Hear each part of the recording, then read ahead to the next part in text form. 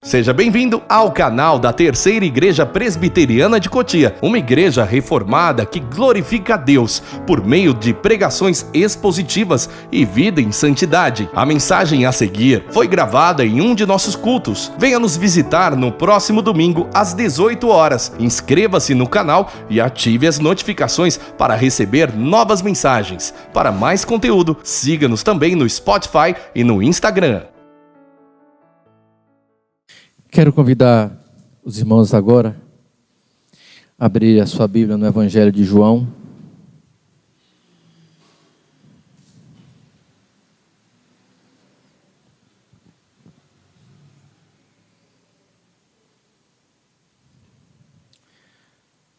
No capítulo 12, a partir do versículo 12. Obrigado.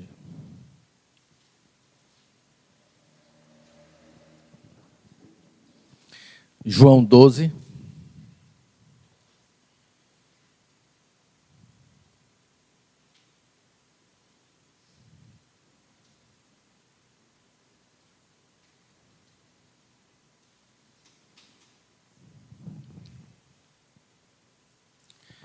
A partir do versículo 12. Nos diz assim a palavra santa de Deus. Escute com bastante fé e atenção. No dia seguinte, a numerosa multidão que tinha vindo à festa, tendo ouvido que Jesus estava a caminho de Jerusalém, pegou ramos de palmeira e saiu ao encontro dele, clamando: Hosana, bendito que vem em nome do Senhor, e que é rei de Israel. E Jesus, tendo conseguido o jumentinho, montou-o, segundo está escrito: Não tema, filha de Sião, eis que o seu rei está vindo, montando num filho de jumenta. Seus discípulos, a princípio, não compreenderam isso, mas quando Jesus foi glorificado, então eles se lembraram de que essas coisas estavam escritas a respeito dele, e também de que tinham feito isso com ele. A multidão que estava com Jesus, quando ele chamou Lázaro do túmulo e o levantou dentre os mortos, dava testemunho. Por causa disso, também a multidão saía ao encontro de Jesus, pois ouviu que ele tinha feito este sinal. Então os fariseus disseram entre si: Vocês podem ver que não estão conseguindo nada.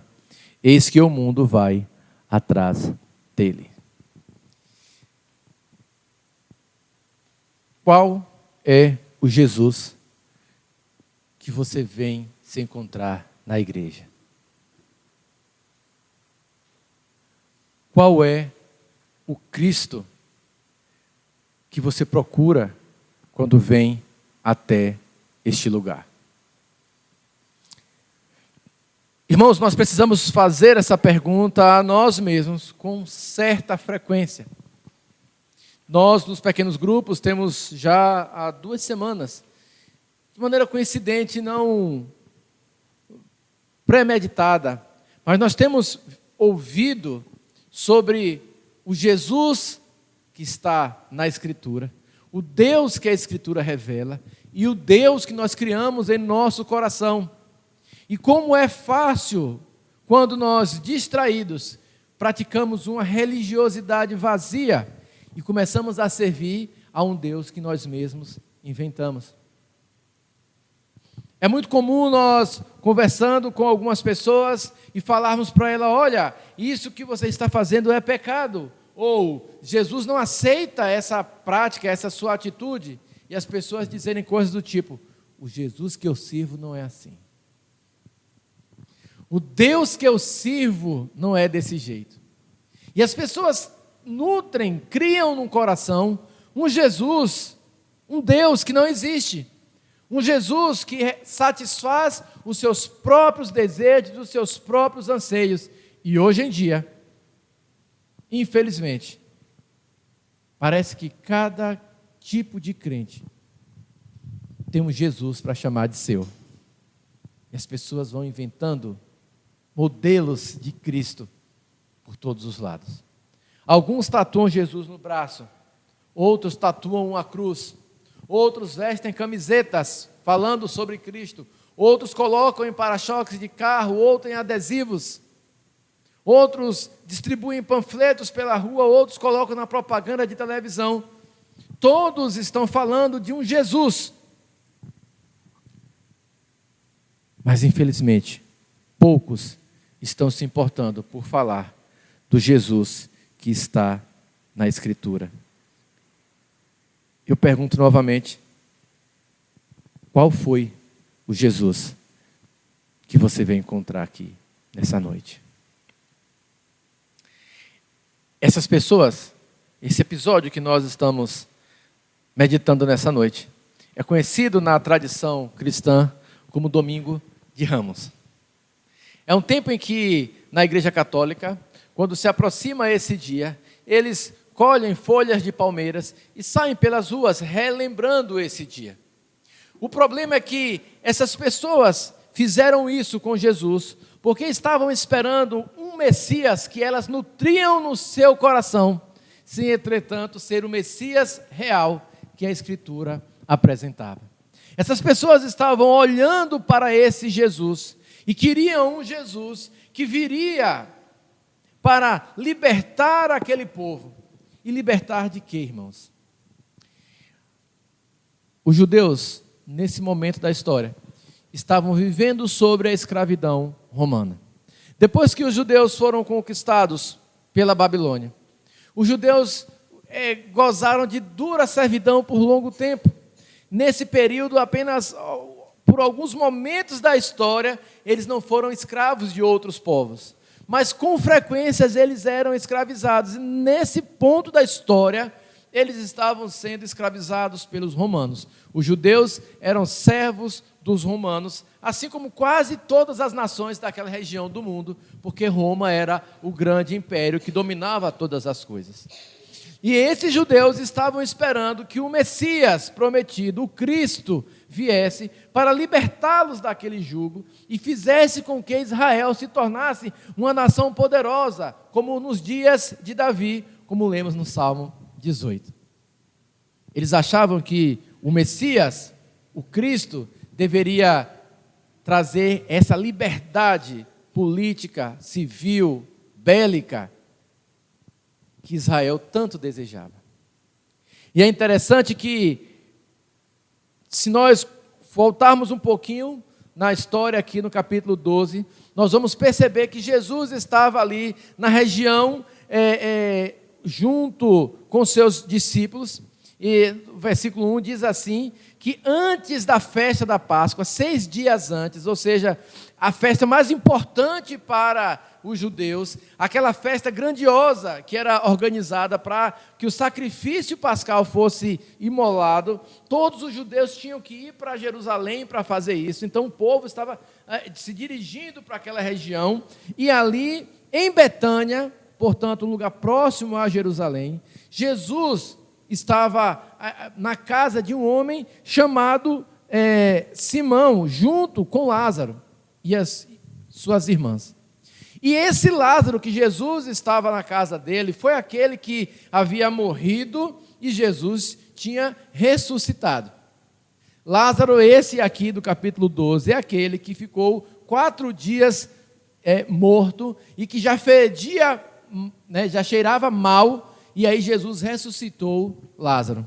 E os fariseus e os outros líderes religiosos daquele tempo estavam procurando já há algum tempo matar o Senhor Jesus Cristo. E eles estavam tramando tirar a vida de Jesus. E um pouquinho antes da morte de Lázaro, Jesus tinha saído dessa região por conta das ameaças desses fariseus e dos saduceus que queriam matá-lo. Quando Lázaro morre, Jesus diz assim: ele morreu para que eu seja glorificado, para que Deus seja glorificado. E agora eles estão tentando matar Jesus, e se preparavam para aquilo, estavam ali tentando achar um meio de matar Jesus, e eles queriam fazer isso às escondidas, porque não queriam escandalizar o povo todo, que já estava todo mundo seguindo Jesus. O problema é que quando eles foram matar Jesus, estavam tudo preparado para a emboscada, Jesus ressuscitou Lázaro. E agora, quando todo mundo ficou sabendo que Jesus havia ressuscitado Lázaro, e Jesus volta para Betânia, e o povo ficou sabendo que agora que ele ia para Jerusalém, o povo pegou então folhas de palmeiras e foi ao encontro de Jesus. Agora, como é que mata o homem nessa condição? Jesus entrando na cidade, as pessoas pegavam galhos de palmeiras e colocavam nos chãos, alguns colocaram as suas roupas para que Jesus, com aquele jumentinho, passasse por cima dele, mas agora Jesus não podia passar mais desapercebido, tinha uma multidão seguindo Jesus. E como é que se mata um homem tão popular desse jeito? O plano de matar Jesus foi frustrado, e essa multidão estava clamando: Hosana, bendito o que vem em nome do Senhor, e que é Rei de Israel. Eles reconheceram Jesus como Senhor e Rei. Mas o problema, irmãos, é que eles não entenderam. Eles estavam olhando para o Senhor do universo. Eles estavam olhando para o Jesus ali na frente dele. Jesus estava diante dos olhos deles. Mas eles não entenderam o que aquela imagem de Jesus montado no filhote de jumento, no jumentinho, entrando na cidade, significava. Essas pessoas que estavam gritando Hosana, Hosana, Hosana, procuravam um rei que pudesse libertá-los, procuravam um rei que pudesse dar autonomia a Israel, procuravam um rei que pudesse devolver a glória que eles tiveram no tempo de Davi e de Salomão.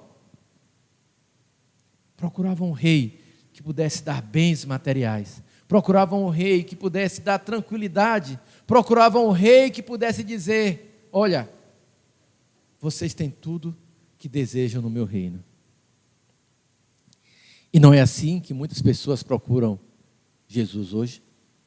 Não é assim que muitos de nós vêm à igreja, querendo experimentar das coisas que Jesus pode dar?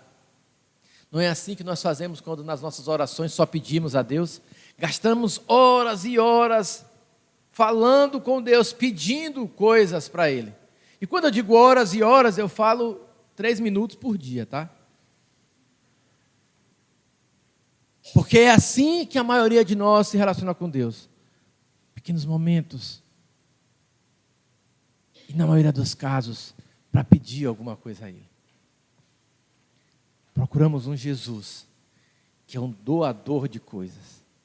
Procuramos um Jesus que mais se parece com o gênio da lâmpada, como o Papai Noel. Se eu for um bom menino, eu posso pedir a minha Calói. Eu sei que vocês não sabem dessa propaganda, que vocês são novos, mas eu sou velhinho, não é? No Natal tinha uma propaganda que os pais, né, ficavam desesperados, porque o menino colocava lembrete: não esqueça a minha Calói, em todos os lugares. E no final de ano, quando ele era um menino bem comportado, então ele merecia uma Calói, uma bicicleta, sabe, aquela bicicleta que todo menino queria. Irmãos, às vezes é assim que nós mandamos recadinhos para Deus. Colocamos em vários lugares: Deus, não esqueça a minha Calói. Eu fui um bom menino esse ano. Eu fui um bom menino esse mês. Então eu mereço que o Senhor me dê isso ou aquilo. E as igrejas, infelizmente, irmãos, há muitas igrejas por aí ensinando que você pode barganhar assim com Deus.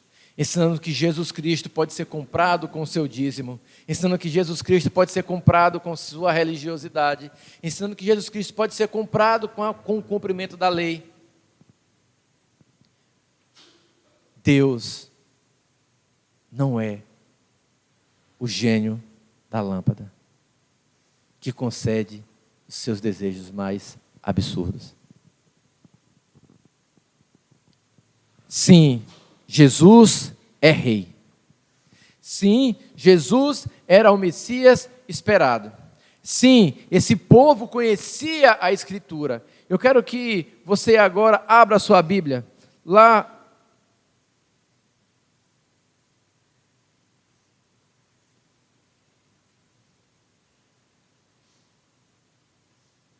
no livro de Zacarias, capítulo 9.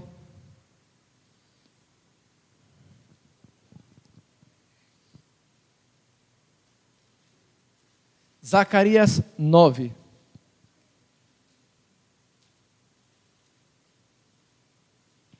Veja o que a profecia prometia a respeito desse homem, desse Messias que viria. Zacarias 9, a partir do versículo 9, diz assim: alegre-se muito, ó filha de Sião, exulte, ó filha de Jerusalém, eis que o seu rei vem até você, justo e salvador, humilde, montado em jumento, no jumentinho, cria de uma jumenta. Vejam, essa é a profecia que João lembra para a gente lá. Aqueles homens que estavam gritando Hosana conhecia essa profecia. Mas continua lendo um pouquinho. Diz assim: destruirei os carros de guerra de Efraim e os cavalos de Jerusalém, os arcos de guerra serão destruídos. Ele anunciará paz às nações, o seu domínio se estenderá de mar a mar e desde o Eufrates até os confins da terra. Percebem? O que Jesus está dizendo aqui, o que Zacarias está falando a respeito de Jesus, é que esse Messias que viria ia tomar as armas de Israel. Efraim é filho de Jacó, porque Jacó tomou ele de José. Vocês devem lembrar, a gente acabou de estudar agora na história dos filhos de Jacó, não é? Eles eram filhos de José, Efraim e Manassés, e agora Jacó toma eles dois como seus filhos. E agora, na bênção que Deus deu, que Jacó trouxe para os seus filhos, ele fala sobre Efraim, e que ele será poderoso. E agora Deus está dizendo assim: eu vou tomar as armas de Efraim, vou tomar os carros de guerra de Jerusalém, não vai precisar mais de armas, porque eu vou trazer paz. Não vai haver mais armas, não vai haver mais guerras. E todas as nações ouvirão sobre a paz. Não é isso que ele está dizendo aí? Ele anunciará paz às nações, o seu domínio se estenderá de mar a mar. E os judeus estavam esperando um guerreiro, alguém que fosse pegar em armas e que fosse levar a guerra para tomar o poder de Roma e ser o novo império daquele período. Percebem, irmãos, Israel, quando recebeu o Messias, eles tinham Jesus para chamar de seu, que, contrário à Escritura, veio trazer paz e não guerra. Por isso os judeus ficaram tão frustrados com Jesus Cristo. Por isso os judeus, esses mesmos que estavam aqui gritando Hosana, bendito que vem em nome do Senhor, alguns dias depois, quando Jesus foi preso, entregue a Pilatos, e Pilatos disse assim: olha, tem 2 homens para eu salvar, eu vou libertar um deles, tem Barrabás, um assassino, e tem Jesus, o que vocês chamam de Cristo. O povo gritou: soltem Barrabás. Como se não fosse o bastante, Pilatos perguntou: e o que é que eu faço com esse Cristo? Eles disseram: crucificam.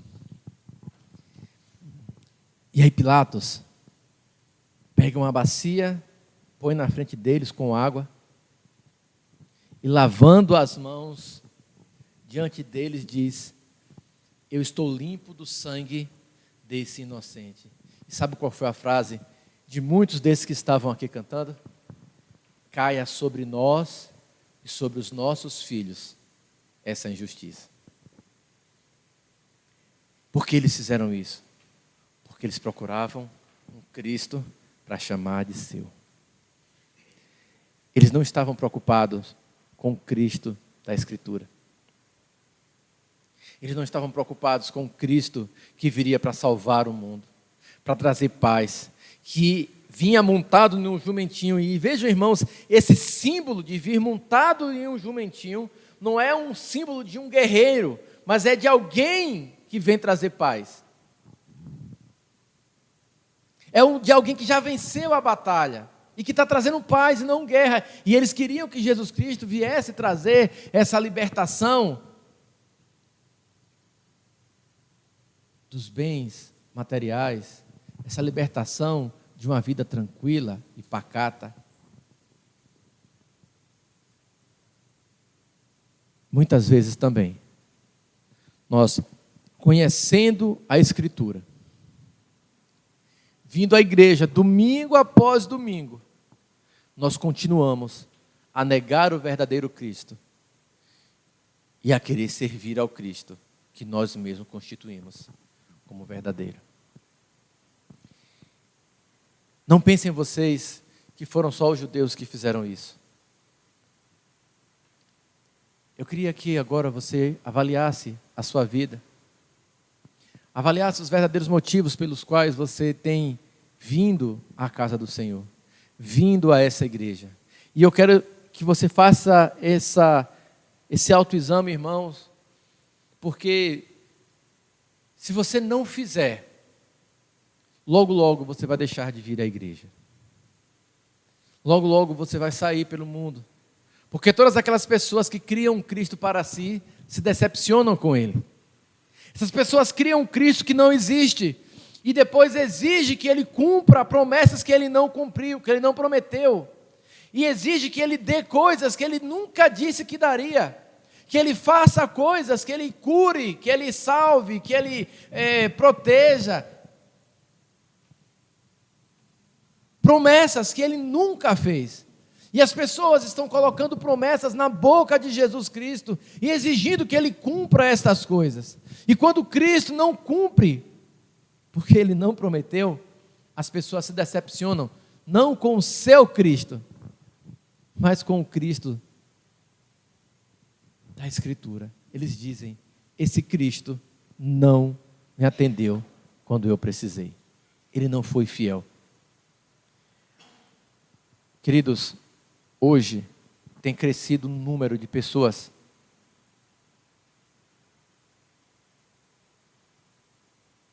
que têm se frustrado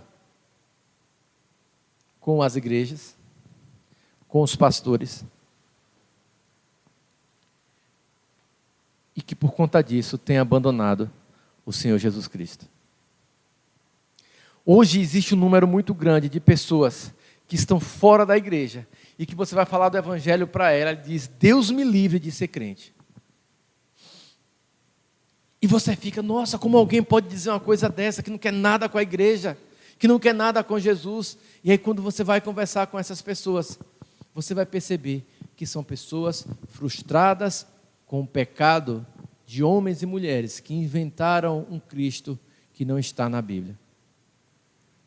Pessoas que fizeram votos, pegaram seu dinheiro e depositaram no gasofilácio dessas igrejas, e fizeram promessas, e juntaram durante muito tempo recursos, e aí fizeram jejum, semana de orações, dizendo que se eu fizer tudo isso, o meu marido vai ser curado, o meu filho vai ser restaurado, meu sobrinho vai deixar as drogas, meu casamento vai ser restaurado, meu marido vai parar de beber, e de repente ela faz tudo isso, o marido continua bebendo, o menino continua usando drogas, e a família dela continua frangalhos, e ela fica dizendo que a culpa é de Jesus.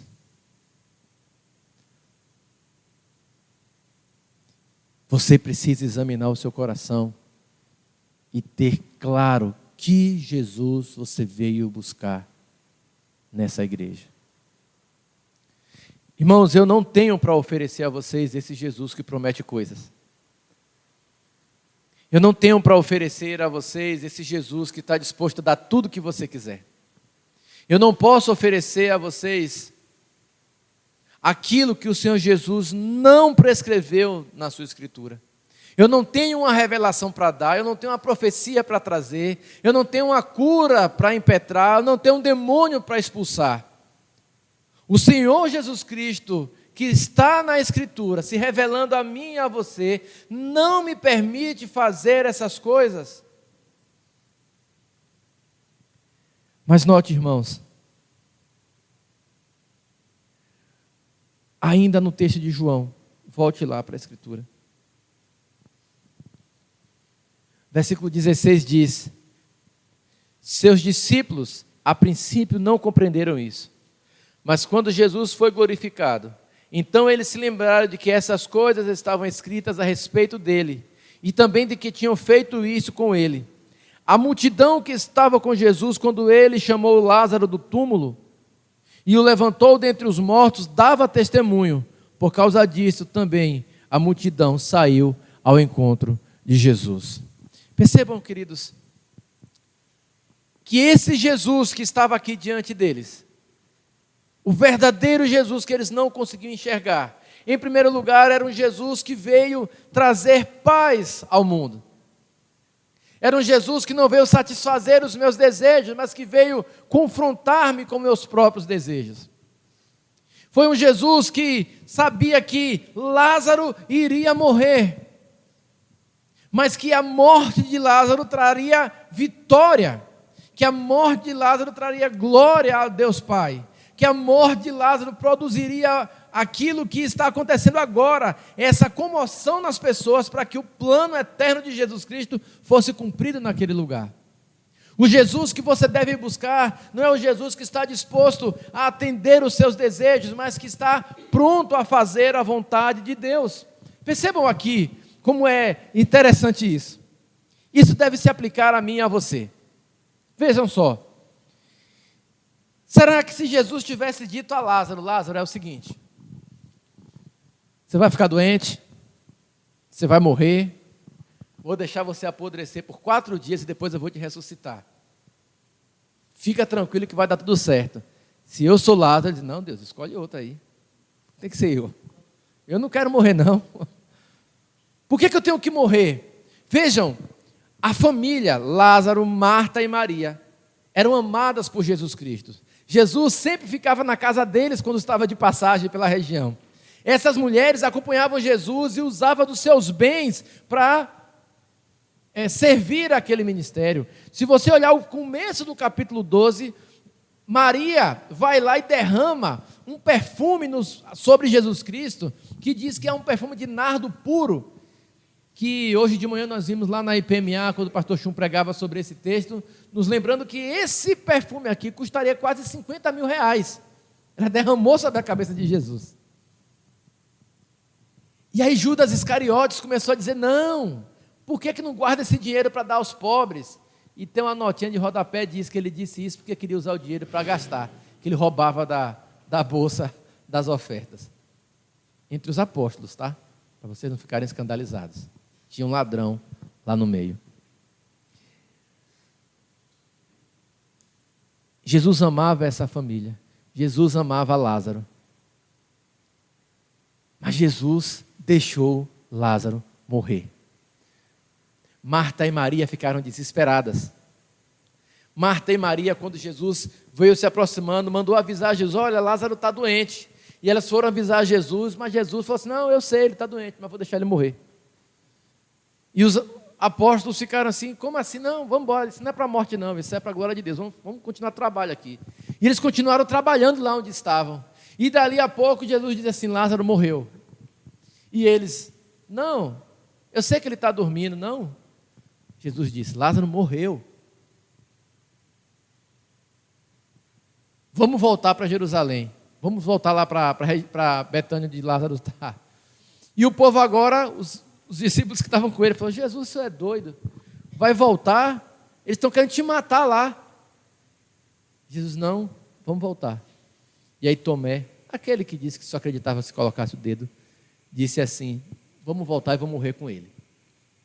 E volta Jesus e a comitiva inteira, e agora chega lá, e aí Marta, mais afoita, como todos os episódios em que ela se encontra, corre até Jesus, e aí se encontra com Jesus no caminho, e aí fala para ela, Jesus, se o senhor estivesse aqui, meu irmão não tinha morrido.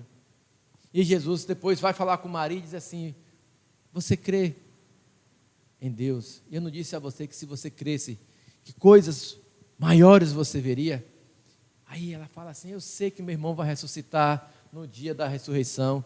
E Jesus fala, não, ele vai ressuscitar agora, vamos lá. E aí Jesus manda, Lázaro, sai daí de dentro, e Lázaro sai agora. Mas percebam, Lázaro teve que morrer, para que a glória de Deus fosse revelada. Lázaro teve que morrer para que Jesus orasse e dissesse, Pai, eu sei que o Senhor sempre me ouve. Mas eu estou orando agora para que as pessoas saibam que eu vou mandar ele sair daí de dentro e o Senhor vai ser glorificado. Eles vão saber que o Senhor me enviou. O Jesus que você veio servir aqui essa noite é o Jesus que pode matar você para fazer a vontade dele. É esse Jesus que você procura? O Jesus que você veio ver aqui essa noite, o Jesus sobre o qual você veio aprender, é aquele que, para fazer a vontade do Pai dele, ele permite que seus filhos sofram, mas que sempre oferece o bem, mesmo através do sofrimento. Se você veio buscar outro Jesus que não foi esse, você está perdendo o seu tempo. O Jesus que nós servimos, o Jesus que nós pregamos, o Jesus que nós temos a oferecer, irmãos, é o Jesus da Escritura. Não se iludam. A reação diante desse Jesus é múltipla. Algumas pessoas viram o que Jesus fez e começaram a anunciar que Jesus era o Filho de Deus que havia ressuscitado um homem. E as pessoas ficaram alegres e foram até Jesus, vendo esse homem poderoso que poderia ressuscitar os mortos. Mas houve um grupo que eram religiosos, que ao invés de ficarem felizes com essa notícia, de que havia um homem entre eles que podia ressuscitar as pessoas, que veio da parte de Deus, essas pessoas, ao invés de ficarem alegres com isso, disseram: a gente precisa matá-lo. Essas pessoas não só tentaram matar Jesus, mas se você continuar lendo o texto, você vai descobrir que eles também queriam matar Lázaro. Porque Lázaro era a prova viva de que Jesus havia efetuado aquele sinal maravilhoso que ele veio da parte de Deus. Então eles disseram: se a gente matar Lázaro, a gente corta o mal pela raiz. O problema é que todo mundo já tinha visto Lázaro, porque Lázaro estava aqui no meio dessas pessoas. E agora, o que é que eles tinham que fazer? A declaração final é essa. Vejam o que eles dizem um para o outro: vocês podem ver que não estão conseguindo nada, eis que o mundo vai atrás dele. Os fariseus, os saduceus, os líderes religiosos estavam desesperados, porque a multidão estava seguindo a Jesus. Meus irmãos, esses homens não estavam preocupados com o fato de que essa multidão seguia Jesus, porque Jesus não tinha poder e que ele não veio da parte de Deus. A preocupação desses homens é que Roma, ao perceber o crescimento de Jesus, viesse até Jerusalém e acabasse com o privilégio que aquela categoria farisaica e dos saduceus tinham diante do império. Eles estavam preocupados com o seu modo de vida, com os privilégios, com os prazeres, com os bens que possuíam. Eles estavam preocupados com as coisas desse mundo. Por isso eles queriam matar Jesus. E é por isso que Caifás disse: é melhor que ele morra no lugar do povo, porque se ele continuar fazendo isso, Roma vai vir e vai tomar tudo que nós conseguimos. Percebem, irmãos?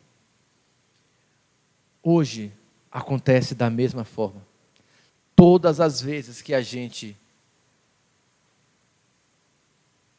prega o verdadeiro Jesus Cristo, todas as vezes que você fala desse Jesus que está disposto a sacrificar a si mesmo e a permitir que você sofra, a tomar aquilo que você idolatra, a fazer com que a sua vida se torne um caos, para que a glória de Deus seja revelada.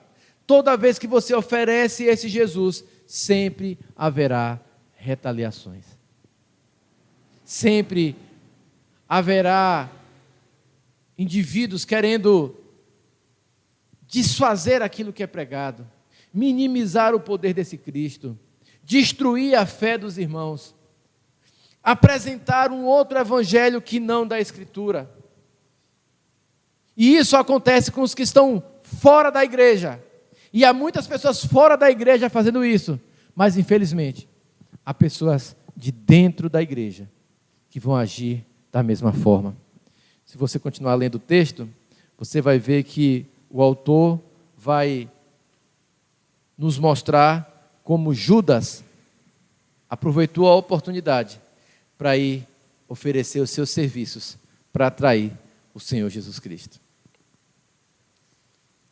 Judas, um dos apóstolos, um dos que estavam ali no momento que Maria ungiu o Senhor Jesus Cristo, um dos que foram repreendidos por Jesus porque estavam incomodando aquela mulher. Ele sai e vai conversar com os fariseus e dizer para eles: olha, o que é que vocês vão me dar se eu entregar Jesus Cristo a vocês? De dentro da igreja, Judas também não olhou para o verdadeiro Cristo. Judas também não percebeu que ali estava o autor da vida. Agora, irmãos, tome cuidado para que o seu próprio coração não o engane e você mesmo não se torne um Judas.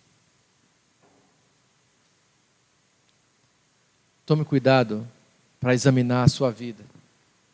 Tome cuidado para examinar o seu coração, para que você mesmo não seja daqueles que expulsa as pessoas da igreja, que afastam as pessoas do verdadeiro Cristo, ao invés de atraí-las ao verdadeiro Evangelho.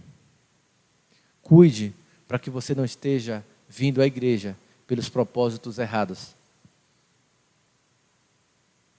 Olhe para a Escritura, se deleite nela. E eu quero, irmãos, fazer duas implicações muito simples a respeito disso que nós ouvimos agora.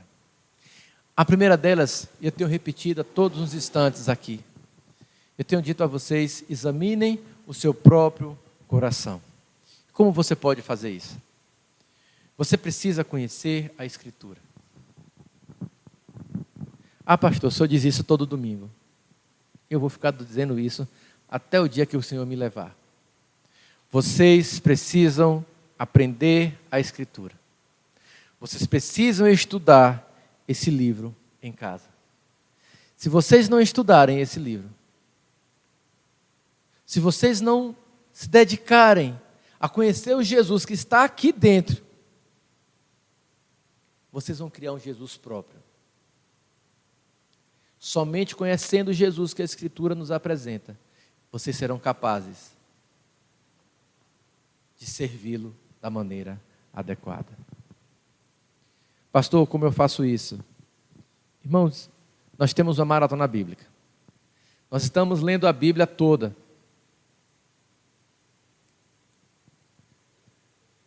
Já vamos no dia 117? Acho que é isso, 117. Já estamos lendo a Bíblia há 117 dias. Já passou de 117? Está em qual? Qual número? 125? Pois 125. São 125 dias lendo a Escritura. Nosso propósito é que todos vocês, que todos nós, possamos ler a Bíblia toda. Irmãos, não é possível que você tenha a revelação plena de Deus na sua mão, escrita no seu idioma, de formatos e formas que você escolher, e você não dá crédito a essa palavra, e você não lê esse livro. Não é possível. Se você é cristão, você precisa ler a Bíblia toda, não apenas uma vez, mas muitas vezes. Porque aqui está tudo que você precisa saber sobre Deus, e tudo que esse Deus exige de você para ter um bom relacionamento com Ele. Eu sei que você ainda está atrasado na nossa maratona. Eu vou postar no grupo da igreja novamente. Se você não começou, irmão, comece a partir do dia de hoje. Lá no 125, amanhã é o 126. Comece do 126. Acompanhe a maratona, depois você volta para ler do início. É importante conhecer a Bíblia toda, ler a Bíblia toda. Muitos cristãos, infelizmente, morrem sem ter lido a Bíblia toda uma única vez. Deus, tenha misericórdia de nós. Que o Espírito Santo nos incomode a ler a Escritura, a meditar nela, a olhar para esse livro, ter prazer nele. Se você não ler a Bíblia, você não conhecerá Jesus. Você precisa ler a Bíblia para saber quem é Jesus de fato, para que você não seja enganado por falsos profetas e mestres e apóstolos e bispos e bispas e sumos sacerdotes que têm aparecido aí fora, dizendo que falam da parte de Deus, mas falam de si mesmo, sem ler a Escritura. Você é refém dos homens. Então você precisa ler a Escritura. Esse é o primeiro e grande aspecto. Em segundo lugar, irmãos, não percam a oportunidade de estar junto com outros irmãos estudando a Bíblia. Estudar a Bíblia sozinho é um dever e um deleite que você pode ter em sua casa. Mas estudar a Bíblia com outros irmãos, meditar e falar sobre isso com outros irmãos, traz para nosso coração algo que sozinho nós não conseguimos, porque quando lemos juntos a Escritura, quando meditamos juntos, nos nossos estudos bíblicos, no nosso pequeno grupo, aquilo que você estudou ali fica mais fixado na sua mente. Por isso eu quero convidar você a participar dos pequenos grupos. Por isso eu quero convidar você a vir aos estudos de doutrina na quinta-feira, para vir à escola dominical. Ah, pastor, mas é o horário. Ah, pastor, eu sei que tem muitas desculpas para a gente não participar. Você está perdendo uma oportunidade de meditar na palavra de Deus. Irmãos, se a escola dominical não for aquilo que você espera, entenda uma coisa, que só o fato de você vir e ler a Bíblia junto com outros irmãos e ouvir as dúvidas dos irmãos, ainda que a resposta não seja satisfatória, você será alimentado pela palavra, porque é ela quem alimenta. Não negligencie essas coisas, para que você conheça o Senhor Jesus Cristo, o verdadeiro, não aquele que tem sido pregado pelo mundo afora, mas o Cristo da Escritura. Irmãos, que Deus nos dê a graça de colocar essas coisas em prática. Que Deus abençoe você para que você de fato leia a Escritura, para que você crie o hábito, o prazer de ler esse livro maravilhoso que nos conta sobre Jesus Cristo. E que você se dedique a estar junto com os irmãos nos pequenos grupos. Se você não está em nenhum pequeno grupo ainda, procure se entrar em um dos dois que nós temos. Breve teremos um terceiro, mas é importante que vocês participem desses trabalhos, desses encontros, para que vocês sejam alimentados pela palavra de Deus. Amém? Vamos orar, vamos ficar de pé.